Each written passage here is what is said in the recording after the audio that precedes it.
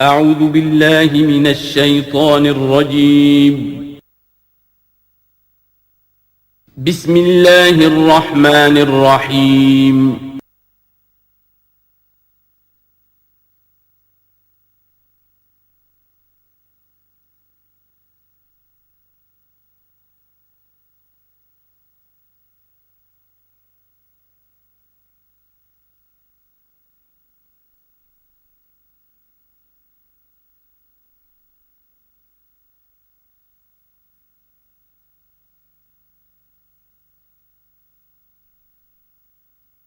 اعوذ باللہ من الشیطان الرجیم بسم اللہ الرحمن الرحیم وعدکم اللہ مغانم کثیرۃ تاخذونها، اللہ تعالیٰ نے اے مسلمانوں تم سے وعدہ کیا ہے بہت سی غنیمتوں کا جو تمہیں حاصل ہوں گی۔ فعجل لکم ہذہ، تو یہ تو اللہ نے فوری طور پر تمہیں عطا کر دی ہے، یعنی یہ فتح مبین۔ وکف ایدی الناس عنکم، اور لوگوں کے ہاتھ تمہاری جانب سے روک لیے، یعنی جنگ اگر ہوتی ظاہر بات ہے کہ قریش بھی پھر اگر اس میں اپنی قوت کا مظاہرہ کرتے تو کچھ نہ کچھ نقصان تو مسلمانوں کا بھی ہوتا۔ کف ایدی الناس عنکم، ان کے ہاتھ باندھ لیے اور روک لیے اللہ نے تم سے۔ وَلِتَكُونَ آیَةً لِّلْمُؤْمِنِينَ، اور تاکہ یہ اہل ایمان کے لیے ایک نشانی بن جائے۔ وَيَهْدِيَكُمْ صِرَاطًا مُسْتَقِيمًا، اور اللہ تعالیٰ اب تمہیں سیدھی راہ پر جو ہے گامزن کر دے، یعنی تمہاری جد و جہد کو، اجتماعی جو جد و جہد ہے تمہاری، اسے براہ راست تیر کی طرح سیدھا اب اس کے آخری ہدف اور منزل مقصود تک پہنچا دے۔ وَأُخْرَى لَمْ تَقْدِرُوا عَلَيْهَا، اور کچھ اور بھی فتحیں ہیں جن کا ابھی تک تمہیں جس پر قدرت حاصل نہیں ہوئی ہے۔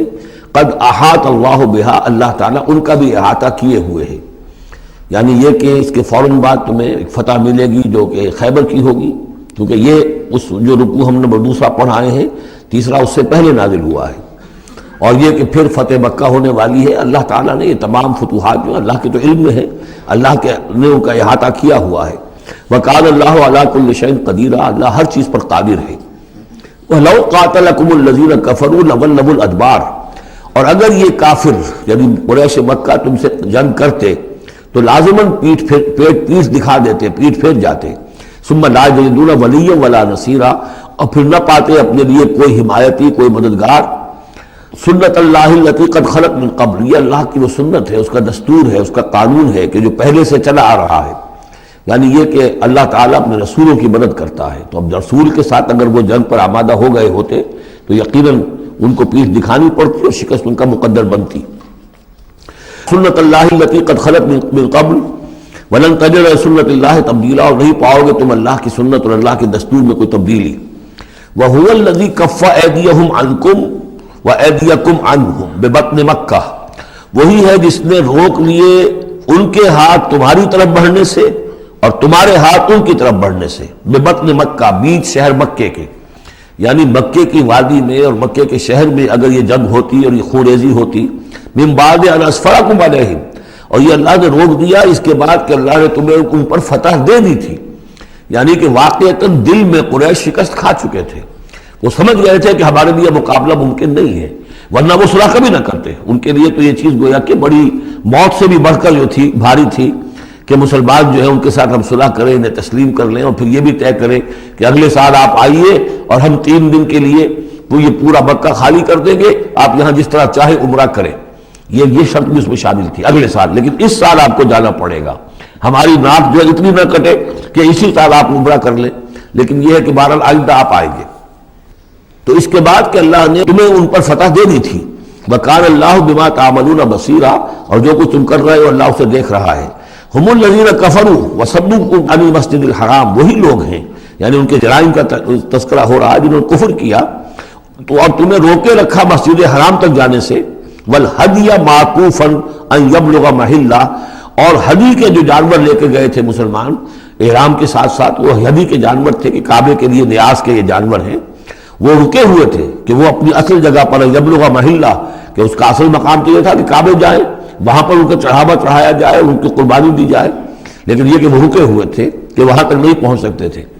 لیکن یہ اللہ نے کیوں ہاتھ روک لیے، ان کے ہاتھ تم سے، تمہارے ہاتھ ان سے کیوں روک لیے، جنگ کیوں نہیں ہونے دی، اس کی حکمت اب آ رہی ہے۔ وَلَوْلَا رِجَالٌ مُؤْمِنُونَ وَنِسَاءٌ مُؤْمِنَاتٌ، اگر نہ ہوتے مرد مومن اور عورتیں مومنات، لم تعلموہم جنہیں تم نہیں جانتے تھے، ان تطؤوہم اندیشہ تھا کہ تم انہیں بھی پیس ڈالتے. یعنی جب جنگ ہوتی ہے، بھٹی گرم ہو جاتی ہے، اس وقت تو تحقیق و تفتیش مشکل ہوتی ہے.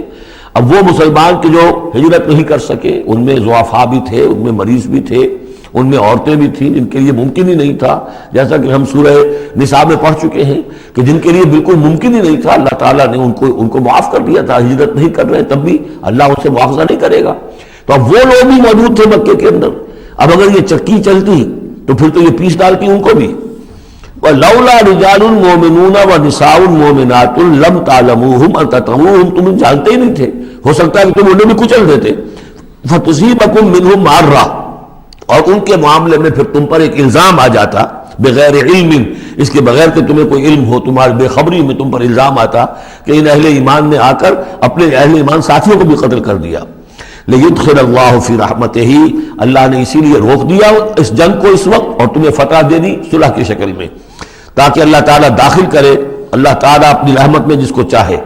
وَلَوْ تَزَيَّنُوا لَعَذَّبْنَا الَّذِينَ كَفَرُوا مِنْهُمْ عَذَابًا أَلِيمًا، اگر وہ علیحدہ ہو چکے ہوتے، یعنی مسلمان اہل ایمان مرد اور عورتیں جو ہیں جو ابھی تک مقیم ہیں یہاں پر، اگر وہ یہاں سے نکل چکے ہوتے، علیحدہ ہو چکے ہوتے، تو پھر باقی یہاں صرف کفار رہ گئے ہوتے، تو ہم اسی وقت لَعَذَّبْنَا الَّذِينَ كَفَرُوا مِنْهُمْ عَذَابًا أَلِيمًا، تو ان کافروں کو ہم ابھی وہ بدترین عذاب کا مزہ چکھا دیتے.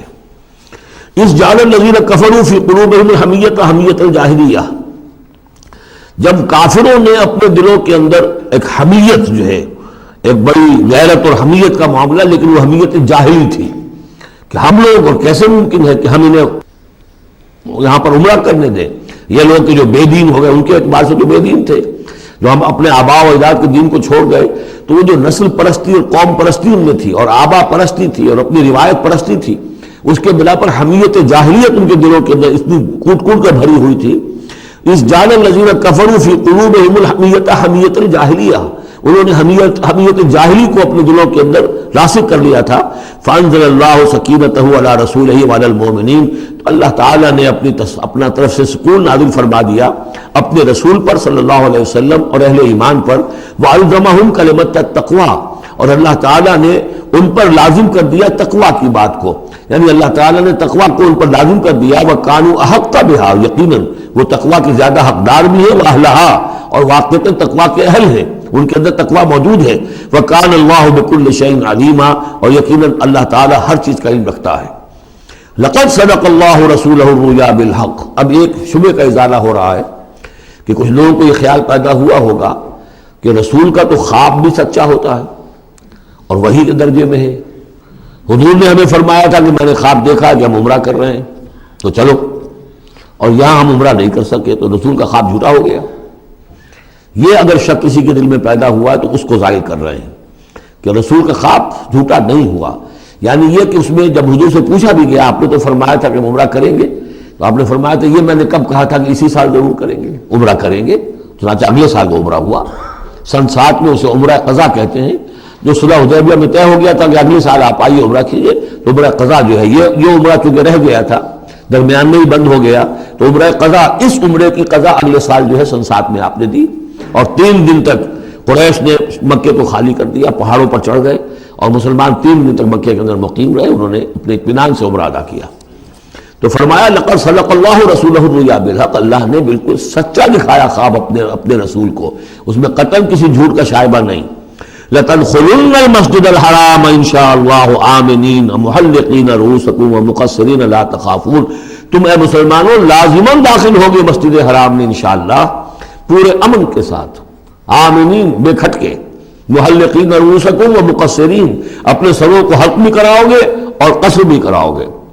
سر منڈوا دینا احرام کھولتے ہوئے یہ گویا کہ حلق ہے، اور چھوٹے بال کر دینا یہ قصر ہے. تو محلقین رؤوسکم ومقصرین لا تخافون، اور تمہیں کوئی اندیشہ نہیں ہوگا.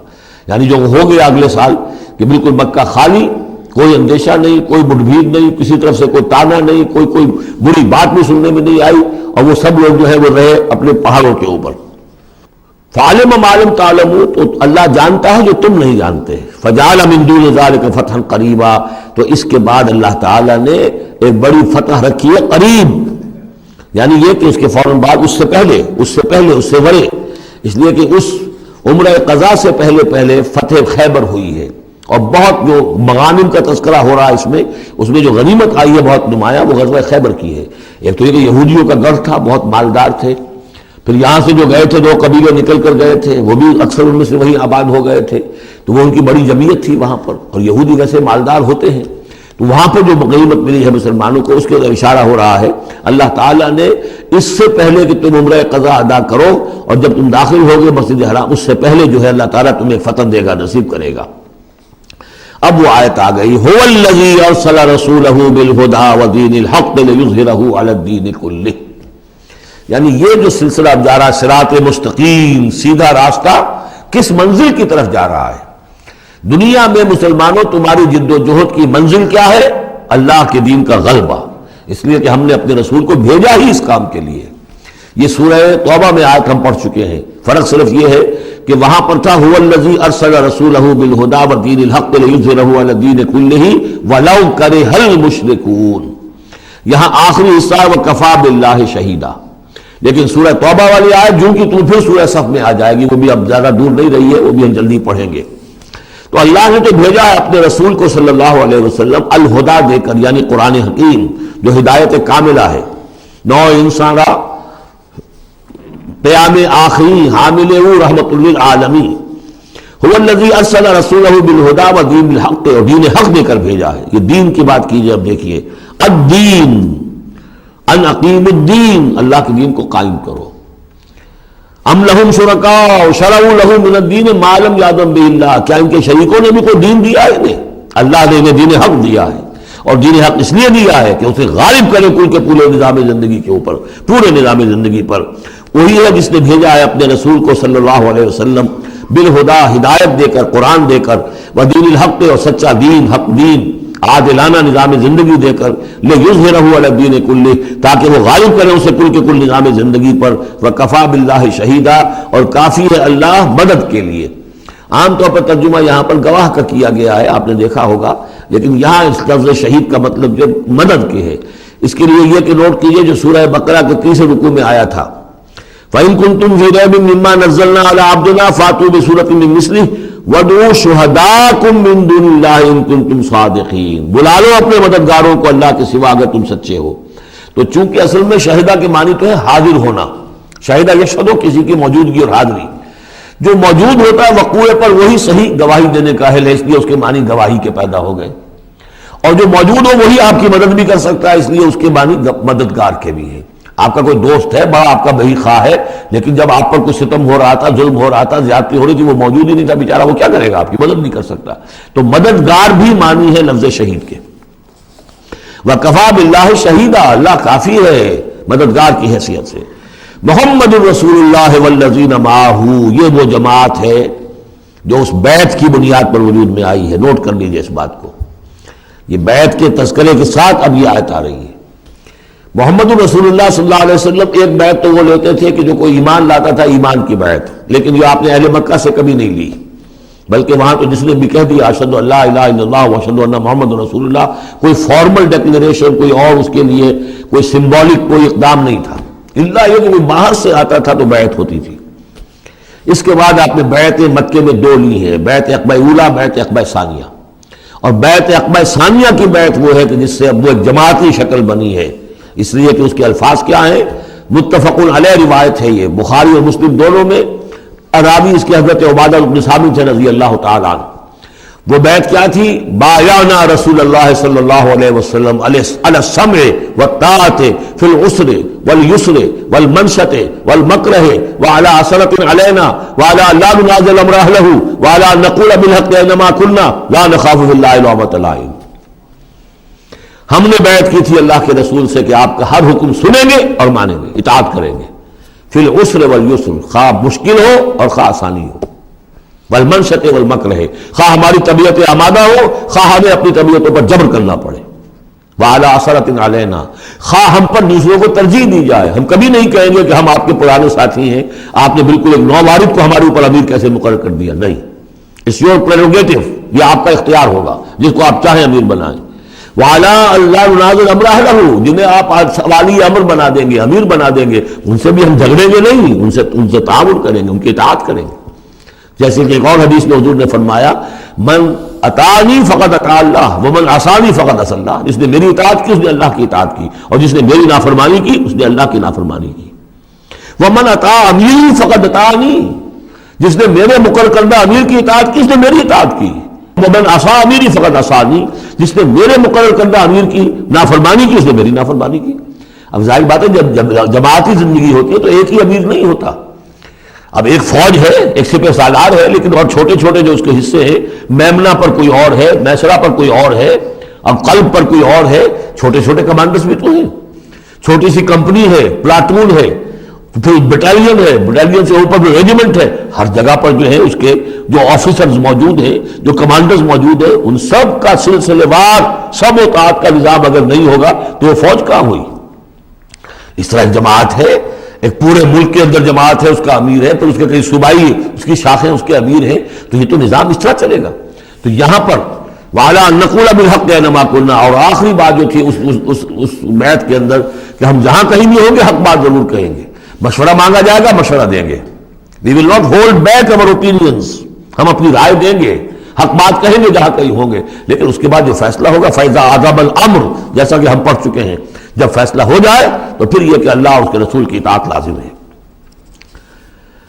تو فرمایا یہ محمد رسول اللہ والذین معہ کی جو جماعت بنی ہے اس شکل میں، اس قتال کے مرحلے کے شروع ہونے سے پہلے، منہج انقلاب نبوی میں اقدام کا مرحلہ جب آیا ہے، پیسو ریزسٹنس جب ایکٹیو ریزسٹنس میں چینج ہو رہی ہے، تو اب وہ ایک نظم جماعت کی شکل ہے، اور وہ بیعت عقبہ ثانیہ کی بنیاد پر وجود میں آیا. محمد رسول اللہ والذین معہ اشداء علی الکفار رحماء بینہم، اللہ کے رسول، یہ اس میں دو طرح ترجمے اس کے کیے جاتے ہیں. محمد اللہ کے رسول ہے، یہ ایک جملہ پورا ہو گیا. والذین معہ اشداء علی الکفار رحماء بینہم، اور جو ان کے ساتھ ہے وہ کافروں پر بہت بھاری ہے اور آپس میں بہت محمدل ہے. اور ایک ترجمہ یہ بھی ہے کہ محمد رسول اللہ والذین معہ، یہ سب مل کر مبتدا بنی، اللہ کے رسول محمد اور جو ان کے ساتھ ہیں ان سب کی شان یہ ہے کہ اشداء علی الکفار رحماء بینہم، وہ کفار کے حق میں بڑے سخت ہیں لیکن آپس میں بہت رحمدل ہیں، رحیم ہیں، شفیق ہیں. یہ ہم پڑھ چکے ہیں سورہ مائدہ میں بھی. اذلۃ علی المؤمنین اعزۃ علی الکافرین، اہل ایمان کے حق میں وہ بہت ہی نرم خو ہو، حلقہ یاراں تو بریشم کی طرح نرم، رزم حق و باطل ہو تو فولاد ہے مومن. یہ شان جو ہے بندہ مومن کی قرآن مجید میں دو جگہ آئی ہے. تراہم رکعا سجدا یبتغون فضلا من اللہ ورضوانا، تم دیکھو گے ان کو کبھی سجدے میں گرے ہوئے ہوں گے اور کبھی رکوع کر رہے ہوں گے، وہ اپنے رب کے فضل کی متلاشی رہتے ہیں ہر دم ہر آن، اور اللہ کی رضا چاہتے ہیں. سیماہم فی وجوہہم من اثر السجود، اور ان کی جو نشانی ہے وہ ان کے چہروں میں جو اثرات پیدا ہوتے ہیں سجدے سے. سجدے سے عام طور پر تو خیال یہ ہوتا ہے کہ یہی جو گھٹا پڑ جاتا ہے یہ سجدے کا نشان ہے، لیکن اس کے علاوہ بھی نمازیوں کے چہرے میں ان کی نماز کی ایک کیفیت ہوتی ہے، نورانیت ہوتی ہے کہ جو ان کے چہروں کے اندر موجود ہوتی ہے. ذالک مثلہم فی التوراۃ، یہ ہے ان کی مثال اور تمثیل جو تورات میں آئی تھی. ومثلہم فی الانجیل، اور انجیل میں جو ان کی مثال دی گئی تھی وہ یہ ہے کزرع اخرج شطأہ، جیسے ایک کھیتی وہ اپنا پٹھا نکالتی ہے، فآزرہ، پھر اسے گاڑھا کرتی ہے، فاستغلظ، اور فاستوى، اس کو مضبوط کرتی ہے پھر اسے گاڑھا کرتی ہے، فاستوى علی سوقہ، پھر اپنی نال پر کھڑی ہو جاتی ہے. چھوٹی سی کوئی کوپل پھوٹتی ہے، پھر وہ بڑھتی ہے، نرم سی ہے، پھر ذرا اس کا جو تنا بنتا ہے اس کے اوپر پھر کھڑی ہو جاتی ہے سیدھی. یہ جس طریقے سے درجہ بدرجہ یہ جو زراعت ہو رہی ہے، یہ کھیتی ہو رہی ہے، اس کا نتیجہ کیا نکلتا ہے؟ یعجب الزراع، جو زراعت کرنے والا ہے، جو کاشتکار ہے اسے بڑی بھلی لگتی ہے. آیا آج دیکھا اپنی کھیتی کو اپج آئی ہے، نکل آئی ہے، اس کے بعد یہ کیا بڑھ رہی ہے، پک رہی ہے، اب کھیتی لہرا رہی ہے، اس کے اوپر سٹے آ گئے ہیں. یعجب الزراع لیغیظ بہم الکفار، تاکہ اس سے دل جلے کافروں کا. اب یہاں اس سے واضح ہو گیا یہاں زراع کون ہے. یہ کھیتی صحابہ کرام کی کھیتی ہے جو پھل رہی ہے، پھول رہی ہے، اور اس کا کاشتکار کون ہے؟ محمد الرسول اللہ صلی اللہ علیہ وسلم. تب حضور کے ساتھ آپ کو معلوم ہے کہ جب انتقال ہوا ہے ابو طالب کا تو وہ مشکل 125 آدمی تھے، 150 آدمی تھے. آپ کی ایسی پوزیشن بھی نہیں تھی کہ اپنے بل پر مکے میں رہ سکتے، اس لیے طائف گئے تھے. کوئی آلٹرنیٹ بیس مل جائے، میں وہاں منتقل کر دوں اپنی اس دعوت کا اور اپنی اس تحریک کا مرکز۔ لیکن یہ کہ وہاں سے خالی ہاتھ آنا پڑا تھا۔ ایک وہ دور تھا کہ جس میں پھر ایک مشرک کی امان لے کر مکے میں داخل ہو سکے، مطعم بن عدی کی۔ آج ایک دور یہ ہے کہ 1400 یا 1800 آدمی جو ہیں وہ بیعت موت کی ہے انہوں نے، اور ان کو اس پر جو ہے ملال ہے کہ دم کا صلح کیوں کی ہے۔ ان کی جو حمیت ایمانی ہے اور غیرت ایمانی ہے وہ ملال اس پر ہے، وہ جان بچنے کی کوئی خوشی نہیں ہے انہیں۔ وہ تو کہے کہ ہم نے دم کر کیوں صلح کریں، ہم اپنی جانیں دینے کے لیے تیار ہیں۔ کھیتی جو ہے اپج رہی ہے، تو فرمایا كَزَرْعٍ أَخْرَجَ شَطْأَهُ فَآزَرَهُ فَاسْتَغْلَظَ فَاسْتَوَىٰ عَلَىٰ سُوقِهِ يُعْجِبُ الزُّرَّاعَ لِيَغِيظَ بِهِمُ الْكُفَّارَ وعد اللہ الذین آمنوا وعملوا الصالحات منہم مغفرۃ واجرا عظیما۔ اللہ نے وعدہ کیا ہے ان لوگوں سے جو ایمان لائے اور نیک عمل کیے، ان میں سے جو واقعتاً وہ جنہوں نے ایمان اور عمل صالح کا حق ادا کر دیا کہ ان کے لیے مغفرت بھی اجر عظیم بھی ہے۔ یہاں جو مولانا عثمانی صاحب نے حاشیہ لکھا مجھے بہت پسند آیا کہ اگرچہ حضور کے سارے ساتھی جو ہیں وہ سب کے سب وہی تھے کہ جو ایمان اور عمل صالح کا حق ادا کر چکے تھے، پھر بھی منہم کی ایک قید لگا کر گویا کہ ان کو یہ بات بتا دی گئی ہے کہ اصل معاملہ ہے کہ موت تک انسان قائم رہے اس پر، مبادا بعد میں کہیں کسی کے اندر کوئی تزلزل پیدا ہو جائے، ورنہ یہ کہ اگر کسی کو اس طرح کا یقین دلا دیا جائے تو اس سے تو یہ کہ پھر اطمینان پیدا ہو جائے گا۔ ہونا یہ چاہیے کہ آخری وقت تک ڈرتا رہے آدمی، بین الخوف والرجا کی کیفیت رہے کہ کہیں ایسا نہ ہو کہ میں پھر کہیں آج جس مقام پر اللہ نے مجھے پہنچا دیا ہے کہیں پاؤں پھسل جائے۔ مغفرت و اجر عظیم کا اللہ نے وعدہ فرمایا۔ اب یہ سورہ مبارکہ آ گئی سورۃ الحجرات۔ میں ابتدا میں عرض کر چکا ہوں کہ اس کی حیثیت ایک زمینہ کی ہے، جوڑا ہے سورہ فتح اور سورہ محمد، اور وہ بالکل اپنے اس کی ترتیب کے اعتبار سے بالکل صحیح جوڑا ہے۔ یہ در حقیقت سمجھیے کہ سورہ فتح کی چند آیات کی مزید وضاحت ہے۔ مثلا سورہ فتح میں ہم نے یہ پڑھا تھا وَلَتُعَزِّرُوهُ وَتُوَقِّرُوهُ، اللہ کے رسول کی تعظیم، توقیر، ان کی مدد، ان کی نصرت، یہ تمہارے لیے لازم ہے۔ پھر ہم نے ابھی پڑھا اہل ایمان کے لیے تمہیں رحم دل ہونا چاہیے، اہل ایمان کے لیے تمہارا طرز عمل جو ہے وہ بہت ہمدردانہ، نیک، بھلائی کا، خیر خواہانہ ہونا چاہیے۔ یہ ساری چیزیں جو ہے اس میں اب سامنے آ رہی ہیں۔ اور دوسرے یہ کہ یہ جو اب دین کے غلبے کی جد و جہد ہے اس کے لیے جہاد کی اہمیت کیا ہے، دین کے اندر اس کی اصل حیثیت کیا ہے، اس کو بھی اس سورہ مبارکہ میں واضح کیا گیا۔ تو سورہ حجرات کل 18 آیات ہیں، 2 رکوعوں پر مشتمل ہے، لیکن جیسا کہ میں نے عرض کیا تھا مسلمانوں کی جو اجتماعی زندگی، معاشرتی زندگی ہونی چاہیے، مسلمانوں کا مسلمانوں کے ساتھ کیسا سلوک ہونا چاہیے، مسلمانوں کا کیا رویہ ہونا چاہیے محمد رسول اللہ صلی اللہ علیہ وسلم کے ساتھ، اور پھر یہ کہ اسلامی ریاست کی بنیاد کیا ہے، دستوری بنیاد کیا ہے، اور اس کی اصل میں اساس جو ہے وہ کس چیز پر قائم ہے، یہ ساری چیزیں سورہ مبارکہ میں بیان ہوئی ہیں۔ بسم اللہ الرحمن الرحیم، یا ایھا الذین آمنوا لا تقدموا بین یدی اللہ ورسولہ واتقوا اللہ ان اللہ سمیع علیم۔ اہل ایمان مت آگے بڑھو اللہ اور اس کے رسول سے، اور اللہ کا تقوی اختیار کرو، اللہ سب کچھ سننے والا ہے، سب کچھ جاننے والا ہے۔ یہ پہلی آیت جو ہے یہ گویا کہ ہر اسلامی ریاست کی دفعہ نمبر 1 ہے، یا ہم یہ کہہ سکتے ہیں دفعہ نمبر 1 تو یہ ہو کہ یہاں حاکمیت اللہ کی ہے، لیکن حاکمیت اللہ کی کیسے یہاں پر ہوگی؟ تنفیذ یہ ہے کہ اللہ اور اس کے رسول نے جو حدود قائم کر دی ان سے تجاوز نہیں ہوگا۔ چنانچہ یہ دفعہ ہمارے ہر دستور میں موجود رہی ہے، no legislation will be done repugnant to the Quran and the Sunnah, یہ موجود ہے، لیکن ایک ہاتھ سے یہ دفعہ یعنی اسلام ڈال کر اور دوسرے ہاتھ سے نکال لیا گیا۔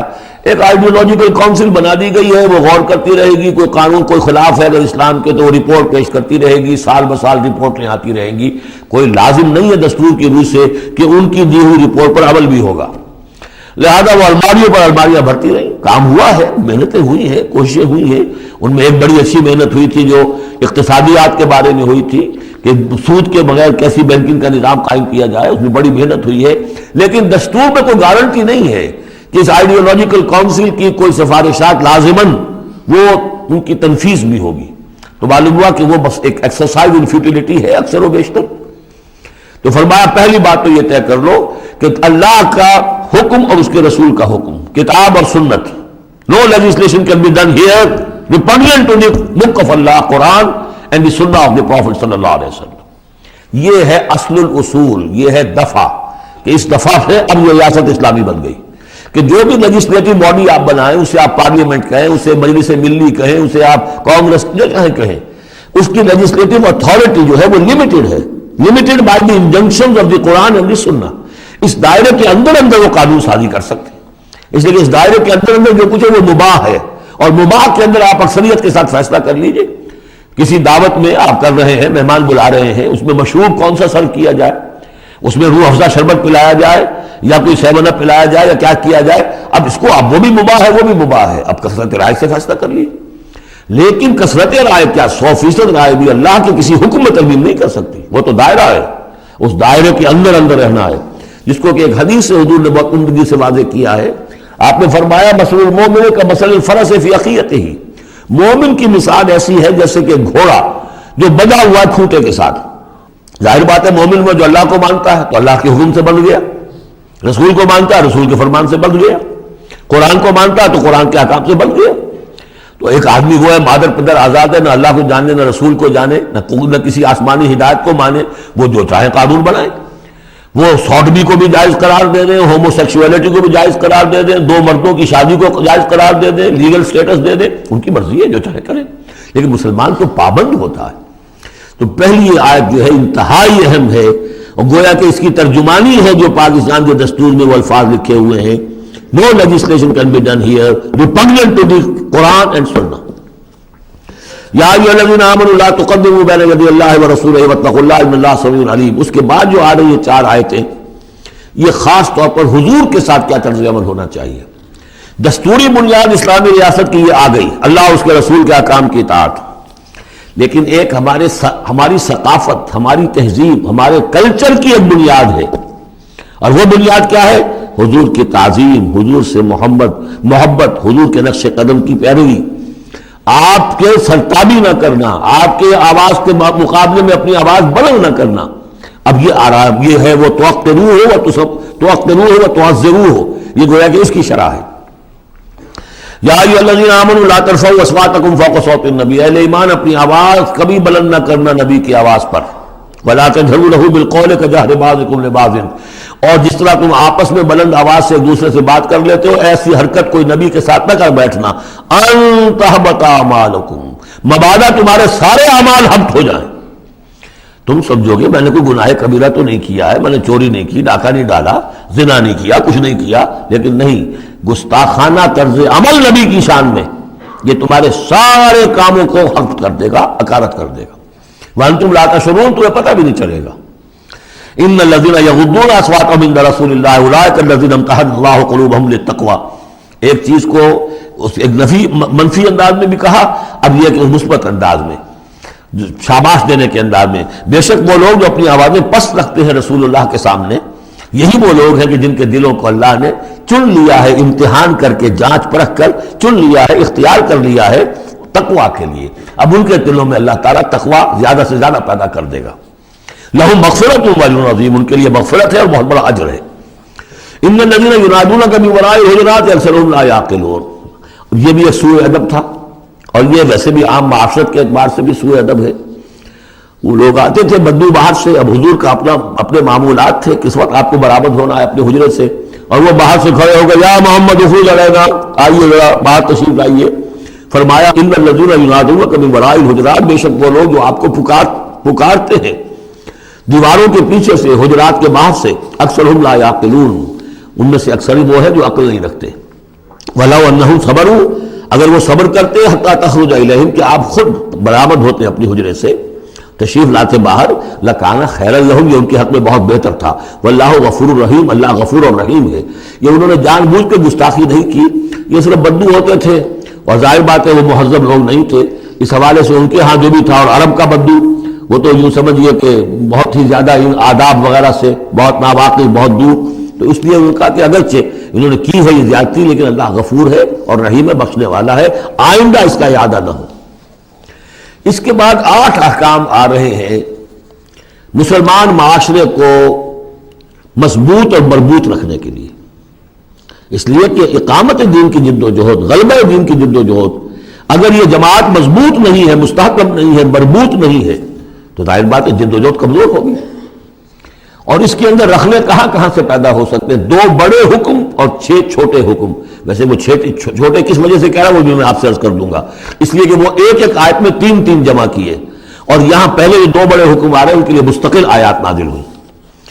بڑے احکام میں سے پہلا کیا ہے؟ یا ایھا الذین آمنوا ان جاءکم فاسق بنبأ فتبینوا ان تصیبوا قوما بجہالۃ فتصبحوا علی ما فعلتم نادمین. اہل ایمان، اگر تمہارے پاس کوئی فاسق شخص آئے جو متقی نہیں ہے، وہ آئے کوئی بڑی خبر لے کر، اطلاع لے کر، فتبینوا، تو تحقیق کر لیا کرو، اس کی خبر پر کوئی اقدام نہ کر گزرنا. ہو سکتا ہے وہ غلط بات بتا رہا ہو تمہیں کہ فلاں قبیلہ جو ہے حملے کی تیاری کر رہا ہے، تو تم پہلے اسے پری ایمپٹ کرنے کے لیے فوری طور پر تم حملہ کر دو. نہیں، فتبینوا، تحقیق کر لیا کرو. ان تصیبوا قوما بجہالۃ، مبادا تم جا پڑو کسی قوم پر نادانی میں، حملہ کر بیٹھو کسی قوم کے اوپر، کسی قبیلے کے اوپر نادانی میں، فتصبحوا علی ما فعلتم نادمین، اور پھر تمہیں ہونا پڑے جو کچھ کہ تم نے کیا ہو اس پر نادم. اس لیے یہ کہ افواہوں پر کوئی اقدام نہ کیا جائے. ہاں خبر لانے والا صدیق اکبر ہو رضی اللہ تعالیٰ عنہ، بات دوسری ہے، لیکن یہ کہ جو شخص جو ہے قابل اعتماد نہیں ہے، اس کا کردار، اس کی زندگی جو ہے اس طرح کی نہیں ہے، تو اس کے بارے میں اس کی رائے ہوئی کسی خبر پر فوراً کوئی اقدام درست نہیں ہوگا. اس کی پوری طرح تحقیق کرو، تفتیش کرو. اور ایسا ہی ہوتا ہے اکثر و بیشتر کہ یہ جو افواہوں کے اوپر اقدام کر دیے جاتے ہیں، ان سے بڑے بڑے جھگڑے شروع ہو جاتے ہیں، بڑی بڑی جنگیں شروع ہو جاتی ہیں. وَاعْلَمُوا أَنَّ فِيكُمْ رَسُولَ اللَّهِ، اور دیکھو تمہارے مابین اللہ کے رسول ہیں. یہ اس سے کیا مراد ہے؟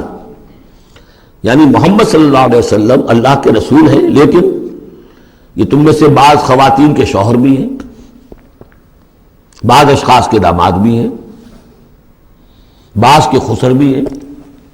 یہ رشتے ہیں کہ نہیں؟ بعض کے بھتیجے بھی ہیں. تو اگرچہ ان کے رشتے ہیں، لیکن ازواج کو بھی سمجھنا چاہیے کہ یہ صرف میرے شوہر نہیں، یہ اللہ کے رسول ہیں.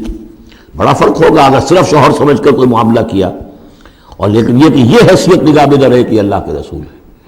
اگر حضرت ابو بکر اور حضرت عمر سمجھے ہمارا داماد ہے، داماد تو بیٹے کے برابر ہوتا ہے نا، نہیں، اللہ کا رسول. ان کی جو حیثیت تمہارے سامنے مقدم رہنی چاہیے وہ یہ کہ اللہ کے رسول ہے. وَاعْلَمُوا أَنَّ فِيكُمْ رَسُولَ اللَّهِ، یہ اللہ کے رسول ہے اگرچہ محمد ابن عبداللہ، کوئی شک نہیں، لیکن اللہ کے رسول ہیں. لو یطیعکم فی کثیر من الامر، اگر وہ تمہارا کہنا مانا کرے اکثر معاملات میں، لعنتم، تو تم مشکل میں پڑ جاؤ گے. تمہارا رویہ یہ ہونا چاہیے کہ یہ دیکھو وہ کیا چاہتے ہیں، ان کی منشا دیکھو. ولیکن اللہ حبب الیکم الایمان، لیکن اے محمد کے ساتھیوں، اے صحابہ رسول، اللہ نے تو تمہارے نزدیک ایمان کو بہت محبوب بنا دیا ہے. وَزَيَّنَهُ فِي قُلُوبِكُمْ، اسے تمہارے قلوب کے اندر کھبا دیا ہے. وَكَرَّهَ إِلَيْكُمُ الْكُفْرَ وَالْفُسُوقَ وَالْعِصْيَانَ، اور بہت ہی تمہارے نزدیک ناپسندیدہ بنا دیا ہے کفر کو بھی اور فسق کو بھی اور نافرمانی کو بھی. یہ صحابہ کرام کی شان میں بہت بڑی آیت ہے جو نازل ہوئی ہے قرآن میں. وَلَكِنَّ اللَّهَ حَبَّبَ إِلَيْكُمُ الْإِيمَانَ وَزَيَّنَهُ فِي قُلُوبِكُمْ وَكَرَّهَ إِلَيْكُمُ الْكُفْرَ وَالْفُسُوقَ وَالْعِصْيَانَ أُولَٰئِكَ هُمُ الرَّاشِدُونَ، یقیناً یہی لوگ ہیں جو صحیح راستے پر ہیں اور جو سعادت مند ہیں اور جو آخری کامیابی کو حاصل کریں گے. فضلا من اللہ ونعما، اور یہ فضل ہے اللہ کی طرف سے، انعام ہے اس کا، احسان ہے. واللہ علیم الحکیم، اللہ سب کچھ سننے والا، اللہ ہر چیز کا علم رکھنے والا اور کمال حکمت والا ہے. اب دوسرا حکم آ رہا ہے، وَإِن طَائِفَتَانِ مِنَ الْمُؤْمِنِينَ اقْتَتَلُوا، آخر اہل ایمان بھی انسان ہیں، جھگڑا ہو سکتا ہے، اختلاف ہوگا، اختلاف سخت ہو جائے جھگڑا ہو جائے گا، جھگڑا سخت ہو جائے قتال بھی ہو جائے گا. آخر حضرت علی اور حضرت عائشہ کے مابین جنگ ہوئی کہ نہیں؟ حضرت علی اور امیر معاویہ کے درمیان جنگ ہوئی کہ نہیں؟ یہ کون ہے؟ کس کو اب کہہ دیں گے کافر؟ معاذ اللہ ثم معاذ اللہ. تو فرمایا وَإِن طَائِفَتَانِ مِنَ الْمُؤْمِنِينَ اقْتَتَلُوا، اگر اہل ایمان میں سے 2 گروہ لڑ پڑے، فَأَصْلِحُوا بَيْنَهُمَا، تو اب عام معاشرے کو یہ سمجھنا چاہیے، سب لوگوں کو، کہ وہ یہ نہ سمجھے کہ ہم سے کیا ہے، آپس میں نبٹ لیں. نہیں، ان کے درمیان صلح کراؤ، تمہارا فرض ہے، یہ اجتماعی فریضہ ہے، صلح کراؤ. فَأَصْلِحُوا بَيْنَهُمَا. انڈیفرنس ہمیں کیا تعلق؟ غلط.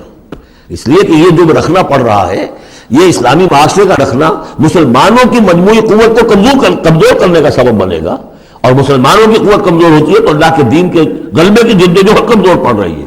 لہذا فرض سمجھو، اصلحوا بینہما، ان کے درمیان صلح کراؤ. فَإِن بَغَتْ إِحْدَاهُمَا عَلَى الْأُخْرَىٰ، پھر اگر ان میں سے ایک دوسرے پر زیادتی کرے، صلح کی پابندی نہیں کر رہا، صلح کرا دی گئی پھر بھی وہ زیادتی کر رہا، فقاتلوا التی تبغی، اب جنگ کرو اس سے جو زیادتی کرنے والا ہے۔ اب یہ دو فریقوں کے درمیان نہیں رہا معاملہ، اب ایک فریق گویا کہ پوری مسلم جماعت کو، پورے مسلم معاشرے کو، پوری ملت اسلامی کو جو وہ للکار رہا، چیلنج کر رہا ہے، تو اب ان سے جنگ کرو حتی تفیء الی امر اللہ، یہاں تک کہ وہ لوٹ آئے اللہ کے حکم کی طرف۔ صلح کی جو بھی شرائط تھی ان کو دوبارہ قبول کر لے۔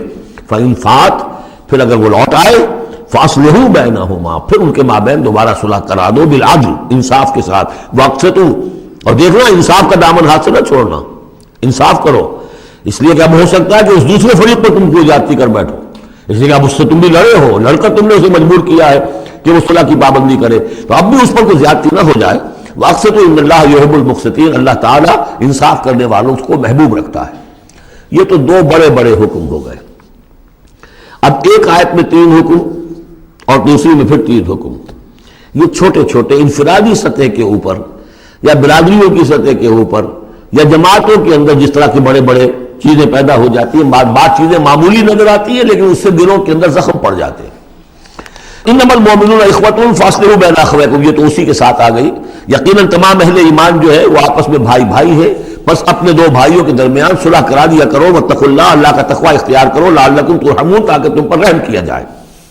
اب وہ آ رہی ہیں 2 آیتیں، یا ایھا الذین آمنوا لا یسخر قوم من قوم عسى ان یکونوا خیرا منہم ولا نساء من نساء عسى ان یکن خیرا منہن، اہل ایمان تم میں سے کوئی گروہ دوسرے گروہ کا مذاق نہ اڑائے، تمسخر نہ کرے، ہو سکتا ہے کہ وہ ان سے بہتر ہوں۔ جن کا تم مذاق اڑا رہے ہو، کسی ایک برائی کو دیکھا ہے تم نے، کسی ایک عیب کو دیکھا ہے، اس کی ناک چھوٹی ہے، اس کا کان چھوٹا ہے، اس کا فلاں یہ ہے، اس کا یہ ہے، تو تم نے تو کوئی عیب دیکھا ہے ظاہری، ہو سکتا ہے دل میں اس کے تقویٰ تم سے 10 گنا زیادہ ہو، اللہ کی محبت، اللہ کے رسول کی محبت تم سے 1000 گنا زیادہ ہو، تو تمہیں کیا پتا، تم نے تو ایک چیز دیکھی ہے۔ اسی طرح عورتیں دوسری عورتوں کا مذاق نہ اڑائیں، عسى ان یکن خیرا منہن، ہو سکتا ہے کہ وہ جن کا مذاق اڑایا جا رہا ہے وہ اللہ کی نگاہوں میں بہتر ہو ان سے جو مذاق اڑا رہی ہیں۔ ایک حکم تو ہو گیا تمسخر نہ ہو۔ ولا تلمزوا انفسکم، اپنے آپ کو عیب نہ لگاؤ، اپنے آپ کو عیب لگانا یعنی اپنے بھائیوں پر عیب نہ لگاؤ، آخر وہ تمہاری ہی اس ملت کا فرد ہے، امت کا فرد ہے، تو اس کو عیب لگا تو تمہیں عیب لگا، اس لیے فرمایا بہت ہی بلیغ الفاظ ہے، ولا تلمزوا انفسکم ولا تنابزوا بالالقاب، اور لوگوں کے چڑھانے والے نام نہ رکھ لیا کرو۔ کسی جماعت کا نام کچھ اور ہے، اس کو چڑھانے کے لیے نام کچھ اور رکھ لیا گیا ہے، یا اور کسی فرد کے لیے، کسی گروہ کے لیے، تو یہ جو ہے ایک دوسرے کے اوپر اس طریقے سے ڈال دینا اور نام ان کے اوپر کہ جو ان کو پسندیدہ نہیں ہے، یہ 3 کام ہو گئے، ایک آیت میں روکا گیا۔ اس کی وجہ سے اکثر ایسا ہوتا ہے، کبھی ایک دوست آپ ایک خاص قسم کا مذاق اس سے کر رہے ہیں یا کسی لفظ سے اس کو چھیڑتے ہیں، 100 دفعہ وہ سن لیتا ہے، کوئی اثر نہیں ہوتا، کسی وقت عجیب کیفیت ہوتی ہے اس کی کہ اس کے دل میں جا کر زخم کی طرح لگ جاتا ہے اور پھر وہ دل کا رشتہ ٹوٹ جاتا ہے، اور ایک ایسی جو ہے اس کے اندر گرا پڑ جاتی ہے، تو کھولے نہیں کھل سکتی۔ لہذا محتاط رہو۔ بئس الاسم الفسوق بعد الایمان، ایمان کے بعد تو برائی کا نام بھی برا ہے، کیوں ان چیزوں میں جا رہے ہو؟ تمہیں تو ایمان کو سمجھنا چاہیے کہ اللہ نے تمہیں اتنی بڑی فضیلت دی ہے، تو ان گندگیوں کی طرف جو ہے متوجہ ہی نہ ہو۔ وَمَن لَّمْ يَتُوبْ فَأُولَٰئِكَ هُمُ الظَّالِمُونَ، اور جو باز نہیں آئیں گے تو وہی ہے کہ جو ظالم ہے اللہ کی نگاہ میں۔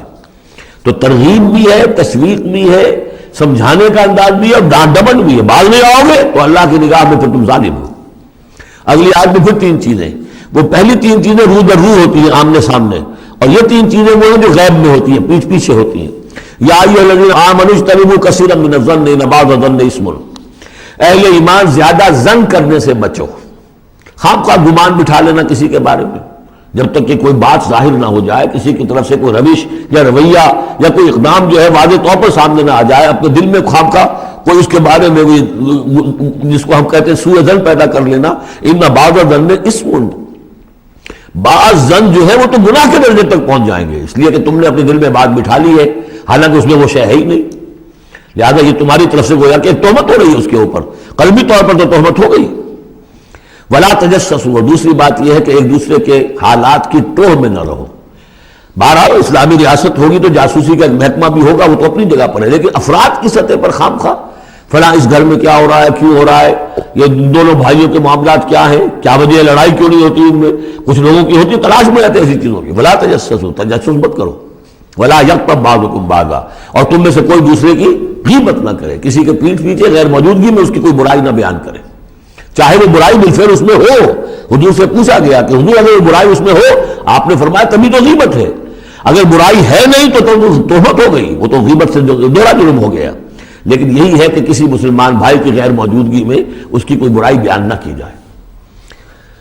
اَيُحِبُّ أَحَدُكُمْ أَن يَأْكُلَ لَحْمَ أَخِيهِ مَيْتًا، کیا تم میں سے کوئی شخص اسے پسند کرے گا کہ وہ اپنے کسی مردہ بھائی کا گوشت کھائے؟ فَكَرِهْتُمُوهُ، یہ تو تمہیں بہت برا لگا، بہت گھن آیا. یہ کیا بات کہہ دی اللہ تعالیٰ نے؟ کوئی شخص چاہے گا یہ کہ اپنے مردہ بھائی کا گوشت کھائے؟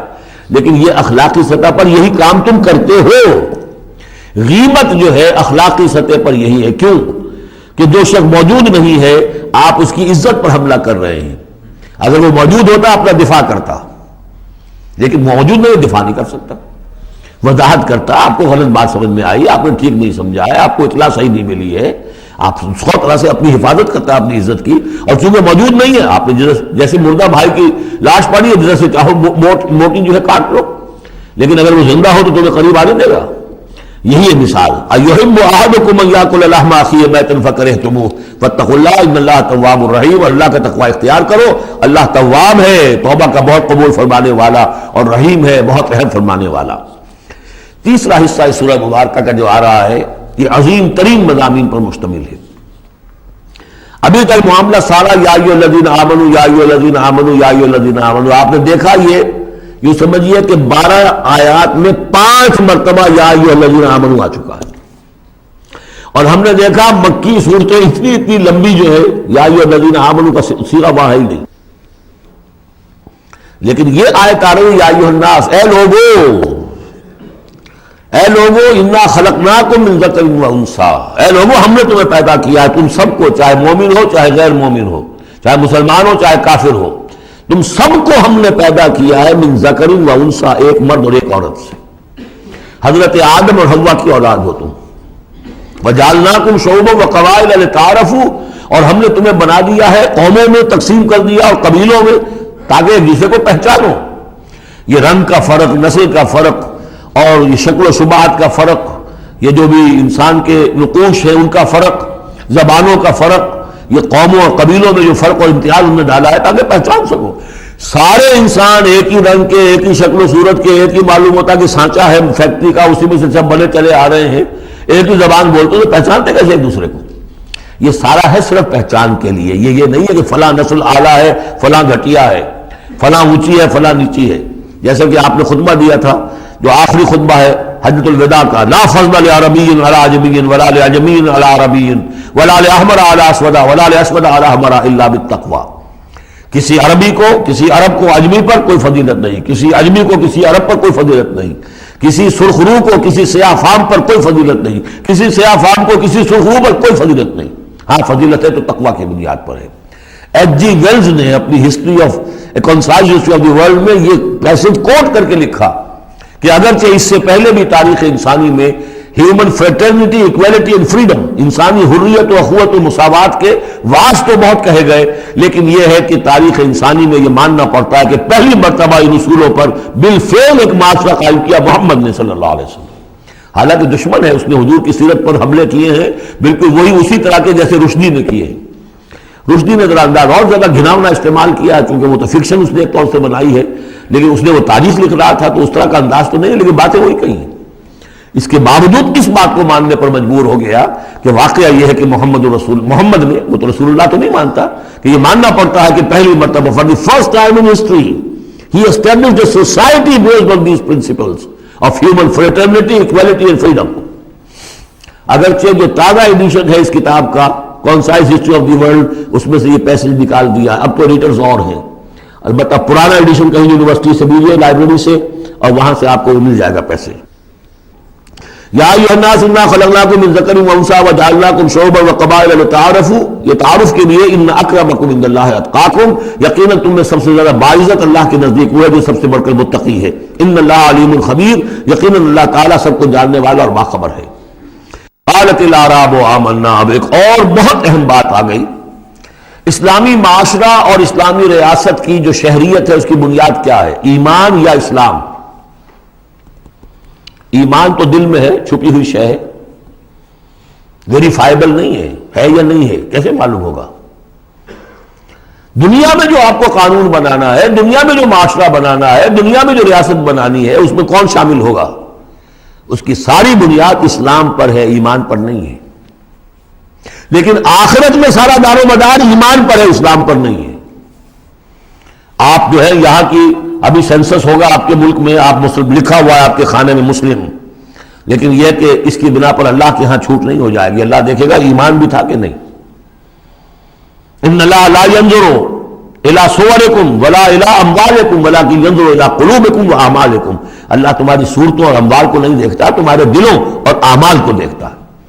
تو یہ جو ایمان اور اسلام کا فرق ہے، اسلامی ریاست اسلامی معاشرے کی اس بحث میں اہم ترین ہے، اس کی بنیاد ایمان پر نہیں ہے، اسلام پر ہے۔ اس کے لیے بیان کیا کیا؟ قالت الاعراب آمنا، یہ بدو کہہ رہے ہیں ہم ایمان لے آئے۔ قل لم تؤمنوا، اے نبی ان سے کہہ دیجئے تم ہرگز ایمان نہیں لائے ہو۔ لم تؤمنوا ہے، یہ نفی جاد باللم ہو رہی ہے، فعل مضارع پر لم لا کر تاکید ہو جاتی ہے۔ ما آمنتم نہیں، لم تؤمنوا، تم ہرگز ایمان نہیں لائے ہو، ولکن قولوا اسلمنا، یوں کہو کہ ہم اسلام لے آئے ہیں، ہم مسلمان ہو گئے، ہم نے اطاعت قبول کر لی۔ وَلَمَّا يَدْخُلُ الْإِيمَانُ فِي قُلُوبِكُمْ، ابھی تک ایمان تمہارے دلوں میں داخل نہیں ہوا۔ وَإِن تُطِيعُوا اللَّهَ وَرَسُولَهُ، لیکن اگر تم اللہ اور اس کے رسول کی اطاعت کرتے رہو گے، لَا يَلِدْكُم مِّنْ أَعْمَالِكُمْ شَيْئًا، اللہ تعالیٰ تمہارے اعمال میں سے کوئی کمی نہیں کرے گا۔ ان اللہ غفور الرحیم، اللہ غفور الرحیم ہے۔ یعنی قانون تو یہی بنتا ہے، اصول تو یہ بنتا ہے، جب تک ایمان دل میں نہ ہو تو کسی کا کوئی عمل قبول نہ ہو۔ لیکن اللہ غفور ہے، رحیم ہے، اس کی شان غفاری اور اس کی شان رحیمی کے صدقے سے اللہ نے تمہیں یہ رعایت دی ہے کہ اگر نفاق نہ ہو، چاہے ایمان ابھی دل کے اندر راسخ نہیں ہے، لیکن اللہ اور اس کے رسول کی اطاعت کرتے رہو، اگرچہ یہ اطاعت ہوگی total obedience, partial obedience is no obedience, it has to be total. ادخلوا فی السلم کافہ، اسلام میں بھی جزوی داخلہ جو ہے قبول نہیں ہے، پورا کا پورا ہمہ تن سموچے۔ لیکن بہرحال اسلام تو یہ ہے۔ اب اگر تم جاننا چاہو کہ مومن کسے کہتے ہیں تو سن لو، اس کی ڈیفینیشن یہ آ گئی۔ اب یہ میں نے سورہ انفال کے دوران بھی اس کو وضاحت کیا تھا کہ اس کے دو حصے جو اس ڈیفینیشن کے، سورہ انفال میں دوسری آیت، دوسری تیسری، اور ادھر آخر سے پہلی آیت جو ہے اس میں ان کو دونوں کو علیحدہ کر دیا گیا۔ یہ ہے گویا کہ comprehensive definition of a Muslim, of a mu'min. Who is a mu'min? انما المؤمنون الذين آمنوا بالله ورسوله ثم لم يرتابوا، مومن تو بس صرف وہ ہے جو ایمان لائے اللہ پر اور اس کے رسول پر، پھر شک میں ہرگز نہیں پڑے۔ لم يرتابوا، پھر وہی جہاد میں لم، ہرگز کوئی شک نہیں پیدا کیا، یعنی یقین بن گیا، ایمان دل کے اندر راسخ ہو گیا۔ جیسے کہ فرمایا صحابہ کرام کے بارے میں، وَلَٰكِنَّ اللَّهَ حَبَّبَ إِلَيْكُمُ الْإِيمَانَ وَزَيَّنَهُ فِي قُلُوبِكُمْ، تمہارے دلوں میں کھبا دیا اس نے۔ جب تک ایمان دل میں داخل نہیں ہوا، دل میں راسخ نہیں ہوا، صرف زبان پر ہے آمنت باللہ وملائکتہ وکتبہ ورسلہ، یہ اسلام ہے۔ بنی الاسلام علی خمس، اس میں یقین قلبی شامل نہیں ہے۔ شہادت لا الہ الا اللہ وان محمد رسول اللہ، زبان سے گواہی کہ اللہ کے سوا کوئی معبود نہیں اور محمد اللہ کے رسول ہے، وإقام الصلاۃ وإیتاء الزکوٰۃ وصوم رمضان وحج البیت۔ اس لیے کہ ایمان ذرا کسی اور شے کا نام ہے۔ وہ ایمان کیا ہے؟ اس کے دو حصے کر دیے۔ اب یہ اس شہادت سے نیچے یقین قلبی والی بات ایڈ ہو جائے اور ادھر عمل میں جہاد ایڈ ہو جائے تو 7 چیزیں ہوں گی تو اب یہ مومن شمار ہوگا۔ 5 چیزیں تو اسلام وہ تو ہونی ہے۔ مومن جو ہے وہ مسلم تو ہوگا ہی اعلیٰ محالہ، لیکن اس سے اوپر کی منزل ہے تو 2 چیزیں اور بڑھ جائیں گی۔ وہ کیا ہے؟ انما المؤمنون الذين آمنوا بالله ورسوله ثم لم يرتابوا وجاهدوا باموالهم وانفسهم في سبيل الله، اور جہاد کریں اپنے مالوں کے ساتھ اور اپنی جانوں کے ساتھ اللہ کی راہ میں۔ اولئک هم الصادقون، یہ لوگ ہیں جو سچے ہیں، دعوی ایمان میں سچے ہیں۔ کہنا آسان ہے آمنت باللہ وملائکتہ وکتبہ، لیکن واقعتاً ایمان ہے یا نہیں اس کا جائزہ لے لو۔ جیسا کہ میں نے عرض کیا، باطل کے نظام کے تحت زندگی گزارتے ہوئے اگر اس کو ذہناً قبول کیا ہوا ہے، اس کی چاکری کر رہے ہیں، اسی کی خدمت کر رہے ہیں اور اپنی توانائیاں صرف کر رہے ہیں اسی نظام کے تحت پھلنے اور پھیلنے اور پھولنے میں، زیادہ کمائیں، زیادہ بڑے گھر میں رہیں، زیادہ شاندار محل ہو، زیادہ ہماری کار لمبی ہو، ہمارا یہ ہو، ہمارا وہ ہو، سارا دن رات اور سارا خون پسینہ اسی کام کے لیے ہوا، وہ مومن نہیں ہو سکتا۔ غلبہ باطل کے تحت انڈر پروٹیسٹ رہنا پڑے گا، ایسے رہنا ہوگا جیسے کہ جیل میں انسان رہتا ہے۔ الدنیا سجن المومن و جنت الکافر، اور یہ کہ اپنی توانائی میں سے منیمم سبسسٹنس لیول پر جو آپ کے وجود کو برقرار رکھنے کے لیے ناگزیر ہو، اس حد تک تو اپنے وقت اور توانائی اور اپنی قوت اور صلاحیت میں لگائے آپ اپنے اور اپنے اہل و عیال کی ضروریات پوری کرنے کے لیے۔ باقی سارا وقت، ساری صلاحیت، ساری قوت اللہ کے دین کو غالب کرنے کی جد و جہد، نظام باطل کو جڑ سے اکھیڑ کر پھینک کر اور اللہ کے دین کو قائم کرنے کی جد و جہد۔ اگر یہ نہیں ہے، اگر یہ نہیں تو بابا پھر سب کہانیاں ہیں، پھر یہ اسلام کا دعویٰ ہے۔ اسلام تو ہے، مانے گا تم دنیا میں تم مسلمان عورت سے شادی کر سکتے ہو، مسلمان باپ کی وراثت تمہیں مل جائے گی، قانونی حقوق سارے تمہارے مسلمانوں کے ہوں گے، اسلامی ریاست میں تم مکمل شہری شمار ہو جاؤ گے، لیکن مومن شمار نہیں ہوگے اللہ کے ہاں۔ قالت الاعراب، یہ آیات تو ایسی ہیں کہ یہ یاد کر لیجیے آج کی رات۔ قالت الاعراب آمنا قل لم تؤمنوا ولكن قولوا اسلمنا، معلوم ہوا علیحدہ کر دیا ہے، بالکل واحد مقام ہے یہ قرآن مجید کا جس میں اسلام اور ایمان کو یوں کر دیا علیحدہ، کہ ایک گروہ ایسا بھی تھا جس کے بارے میں کہا گیا ایمان تمہارے دلوں میں تاحال داخل نہیں ہوا۔ البتہ اس آیت سے بعض لوگوں کو یہ مغالطہ ہو جاتا ہے کہ یہ منافقین کی بات نہیں ہے، یہ منافقین کا تو کوئی عمل قبول نہیں اللہ کے ہاں۔ یہاں کہا جا رہا ہے کہ اگر تم اللہ اور اس کے رسول کی اطاعت کرتے رہو گے اللہ تمہارے اعمال میں کوئی کمی نہیں کرے گا۔ تاریخی پس منظر سمجھ لیجئے، جب اللہ تعالیٰ نے عرب میں حضور کو غلبہ عطا کر دیا، اذا جاء نصر اللہ والفتح ورأیت الناس يدخلون فی دین اللہ افواجا، اب ظاہر بات ہے کہ تمام قبائل کے اندر بیٹھ کر مشورے ہوئے، it's no use continuing resistance, اب تو بہرحال فیصلہ الفتح محمد کو ہو گئی ہے، اب ہم مقابلہ نہیں کر سکتے، کوئی اور راستہ نہیں، جاؤ اور جا کر وفد بھیجو اور اطاعت قبول کر لو اور اسلام قبول کر لو۔ تو وہ اطاعت بھی تھی اسلامی ریاست کی، ساتھ ہی اسلام قبول کرنا بھی تھا کہ ہم نے مان لیا جی، اس لیے کہ وہاں سے تو الٹیمیٹم آ چکا تھا جو سورہ توبہ میں ہم پڑھ چکے ہیں کہ یہ صرف 4 مہینے کی مہلت ہے، اس کے بعد اگر تم ایمان نہ لائے تو فَإِذَا انْسَلَخَ الْأَشْهُرُ الْحُرُمُ فَاقْتُلُوا الْمُشْرِكِينَ حَيْثُ وَجَدتُّمُوهُمْ، تو اس کے بعد ایمان لانا ان کے لیے لازم تھا اگر رہنا عرب کے اندر۔ لیکن یہ کہ ان میں 3 طرح کے لوگ تھے، ایسے بھی یقیناً تھے جو خلوص دل سے ایمان لائے، ایسے بھی لوگ تھے جو دھوکہ دینے کے لیے ایمان لائے، جان بچانے کے لیے۔ یہ 2 ہو گئی ویلیوز، پازیٹو اور نیگیٹو۔ بیچ میں پازیٹو اور نیگیٹو کے مابین ایک زیرو لیول آتا ہے۔ زیرو لیول وہ تھا کہ دل میں نہ دھوکے کی نیت ہے نہ حقیقتاً ایمان دل میں پیدا ہوا ہے، لیکن اسلام لے آئے، ٹھیک ہے ہم تیار ہیں، وہ ہے جن کا ذکر کیا جا رہا ہے۔ قالت الاعراب آمنا قل لم تؤمنوا ولكن قولوا اسلمنا، تم یہ کہو کہ ہم اسلام لے آئے، ولما يدخل الايمان في قلوبكم، ابھی تک ایمان تمہارے دلوں میں داخل نہیں ہوا۔ وَإِن تُطِيعُوا اللَّهَ وَرَسُولَهُ لَا يَلِدْكُم مِّنْ أَعْمَالِكُم شَيْئًا، اگر اللہ اور اس کے رسول کی اطاعت کرتے رہو گے اللہ تمہارے عمل میں سے کچھ بھی گھٹائے گا نہیں، کم نہیں کرے گا، بلکہ آگے چل کر یہ بات واضح ہو جائے گی کہ اگر اللہ اور اس کے رسول کی اطاعت کرتے رہو گے تو ایمان بھی تمہارے دلوں میں پیدا ہو جائے گا، اس لیے کہ ایمان سے عمل صالح پیدا ہوتا ہے اور عمل صالح سے بھی ایمان پیدا ہوتا ہے۔ لیکن اگر تم جاننا چاہو دل میں یہ امنگ پیدا ہو جائے، اللہ کرے کہ ہم میں سے ہر شخص کے دل میں یہ آج ارادہ اور امنگ پیدا ہو جائے اور یہ وہ آرزو پیدا ہو جائے جس کے اوپر علامہ اقبال نے جو کہا ہے کہ آرزو اول تو پیدا ہو نہیں سکتی، کہیں اور ہو جائے تو مر جاتی ہے یا رہتی ہے خام، یہ آرزو کہ مجھے مومن رہنا ہے، جینا ہے، مرنا ہے، یہ آرزو اول تو پیدا مشکل سے ہوتی ہے اور ہو جائے تو معاشرہ اس کو غذا نہیں دیتا، ہر 4 طرف سے اس کے خلاف آپ پر دباؤ پڑنا شروع، دماغ خراب ہو گیا، پاگل ہو گیا، فینیٹک ہے، یہ اپنا کیریئر چھوڑ رہا ہے، یہ اپنا کاروبار برباد کر رہا ہے، وہ فلاں یہ کر رہا ہے، تو ماحول جو ہے، ماحول میں آکسیجن نہ ہو تو پودا کیسے پروان چڑھے گا؟ تو اس لیے بہت مشکل کام ہے، الا یہ کہ خلوص نیت اور عزم مصمم ہو تو اللہ تعالیٰ کی طرف سے خصوصی توفیق اور تحصیل ہوتی ہے۔ تو آج آپ اس کو سامنے رکھ کر دل میں یہ آرزو لے کر اٹھیے کہ یہ ایمان اس ڈیفینیشن پر ہمیں پورے اترنا ہے، وہ ڈیفینیشن کیا ہے؟ انما المؤمنون الذین آمنوا باللہ ورسولہ ثم لم یرتابوا وجاہدوا باموالہم وانفسہم فی سبیل اللہ اولئک هم الصادقون۔ اس آیت کے شروع اور آخر دونوں میں اسلوب حصر ہے۔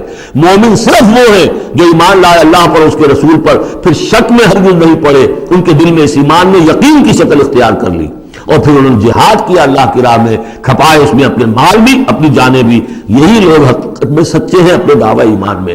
اللہم ربنا اجعلنا منہم، اللہم ربنا اجعلنا منہم، یہی صادقون ہیں جن کے بارے میں سورہ توبہ میں ہم آیت پڑھ کر آئے ہیں، کونوا مع الصادقین، صادقین کے ساتھ ہو جاؤ۔ تلاش کرو کوئی صادقین ہے دنیا میں اس وقت کے نہیں۔ اور حضور نے یہ خبر دی ہے، لا تزال فی امتی طائفۃ قائمین علی الحق، میری امت میں ہمیشہ ایک گروہ ضرور موجود رہے گا جو حق پر قائم ہوگا۔ تلاش کرو اسے، اور تلاش کر کے کونوا مع الصادقین، ان میں شامل ہو، ان کے ساتھ شامل ہو جاؤ، ان کے دست و بازو بنو۔ ظاہر بات ہے جمعیت کے بغیر، جماعت کے بغیر وہ اقامت دین کیسے ہوگی؟ وہ اظہار دین الحق علی الدین کلہ کیسے ہوگا؟ محمد رسول اللہ والذین معہ، وہ حزب اللہ بن گئے تھے، تبھی تو دین قائم ہوا نا۔ اور وہ ساری کیفیات جو سورہ حجرات میں آئیں، قل اتعلمون اللہ بدینکم، اب یہ نوٹ کر لیجئے، جن لوگوں کے دلوں میں وہ ایمان نہیں تھا، وہ اسلام لانے پر حضور پر اپنے احسان جتایا کرے، حضور دیکھیے ہم تو لڑے بھڑے بغیر اسلام لے آئے، تو ہمارا تو حق زیادہ ہونا چاہیے۔ وہ ہماری ہریانے کی زبان میں یہ کہاوت ہے، تھوتھا چنا باجے گھنا، وہ چنا جو اندر سے کھوکھلا ہو چکا ہو اس کی آواز زیادہ ہوتی ہے، برتن خالی ہوگا تو آواز کھنکھنانے کی آتی ہے، برتن کے اندر پانی پڑا ہوا ہو تو پھر اس طرح کی آواز نہیں آتی۔ تو ایمان سے خالی تھے، اس لیے وہ اپنے ایمان کے دعوے زیادہ کرتے تھے۔ قل اتعلمون اللہ بدینکم، تو اپنے دین کا بھی اس طرح سے بڑھ چڑھ کر باتیں کرتے ہو تو اللہ کو بتانا چاہتے ہو، جتلانا چاہتے ہو اپنا دین۔ واللہ یعلم ما فی السماوات وما فی الارض، اگر تمہیں ایمان حاصل ہوتا تو تم یہ جانتے کہ اللہ تو جانتا ہے جو کچھ کے آسمانوں میں اور زمین میں ہے۔ ایک بندہ مومن کے لیے تو یہ کہنے کی ضرورت ہی نہیں، واللہ بکل شیء علیم، اللہ تو ہر چیز کا علم رکھتا ہے۔ یمنون علیک ان اسلموا، اے نبی آپ پر احسان دھر رہے ہیں کہ ہم اسلام لے آئے۔ قل لا تمنوا علی اسلامکم، اے نبی سے کہہ دیجئے مجھ پر اپنے اسلام کا کوئی احسان مت دھرو، بل اللہ یمن علیکم، کیونکہ اللہ تم پر احسان دھرتا ہے، ان ہداکم للایمان ان کنتم صادقین، کہ اس نے تمہیں ایمان کے راستے پر ڈال دیا ہے اگر تم سچے ہو۔ جب اسلام پر آ گئے ہو تو ایمان کے راستے پر چڑھ گئے ہو، اگر سچے ہو گے تو اب ایمان تمہارے اندر پیدا ہو جائے گا۔ اطاعت رسول کرتے رہو گے، اطاعت اللہ الہی کرتے رہو گے، نمازیں پڑھو گے، روزے رکھو گے، زکوٰۃ دو گے خوش دلی کے ساتھ، تو ان اعمال کی بدولت ان کی نورانیت تمہارے قلوب کے اندر اترے گی اور اس سے تمہارے اندر ایمان پیدا ہو جائے گا۔ دیکھیے یہاں لفظ اسلام آیا تھا، پھر یمنون علیک ان اسلموا، یہ آپ پر احسان دھر رہے ہیں کہ وہ اسلام لے آئے۔ قل لا تمنوا علی اسلامکم، اے نبی کہہ دیجیے مجھ پر اپنے اسلام کا احسان مت دھرو، بل اللہ یمن علیکم، بلکہ یہ تو اللہ تم پر احسان دھر رہا ہے، ان ہداکم للایمان، کہ یہ جو تمہیں اسلام لانے کی توفیق دے دی اس نے، تو اس نے گویا کہ ایمان کی سڑک پر ڈال دیا، تمہیں اس راستے پر ڈال دیا ہے کہ جو ایمان تک لے جائے گی۔ ان کنتم صادقین، اگر تم اپنے اسلام میں صادق ہو۔ ہاں اسلام منافقانہ لائے ہو تو بات اور ہے، دل میں عداوت ہے، دشمنی ہے، صرف جان بچانے کے لیے اگر نیت یہی ہے تو پھر تو ظاہر بات ہے کہ نہ اسلام ہے اور نہ ایمان ہے، اگرچہ قانون پھر بھی مسلمان مانے جائیں گے۔ منافقین بھی آخری وقت تک مسلمان مانے گئے۔ منافقین جو ہے یہاں تک کہ رئیس المنافقین عبداللہ ابن ابی کی نماز جنازہ حضور نے پڑھائی ہے۔ یہ تو غزوہ تبوک کے بعد ہوا، پھر کہ منافقین کو ننگا بھی کیا گیا، اور مسجد جو انہوں نے بنائی تھی مسجد جلال وہ گرا بھی دی گئی، وہ سب کچھ ہوا بعد میں ہوا، پہلے نہیں۔ غزوہ تبوک تک کا معاملہ یہ تھا کہ پردہ پڑا ہوا تھا۔ بل اللہ یمن علیکم ان ہداکم للایمان ان کنتم صادقین ان اللہ یعلم غیب السماوات والارض، یقیناً اللہ تعالیٰ جانتا ہے آسمانوں اور زمین کی تمام چھپی ہوئی چیزیں، غائب اور غیب اللہ کے علم میں ہے۔ واللہ بصیر بما تعملون، اور جو کچھ تم کر رہے ہو اللہ اسے دیکھ رہا ہے۔ بارک اللہ لی ولکم فی القرآن العظیم ونفعنی وإیاکم بالآیات والذکر الحکیم۔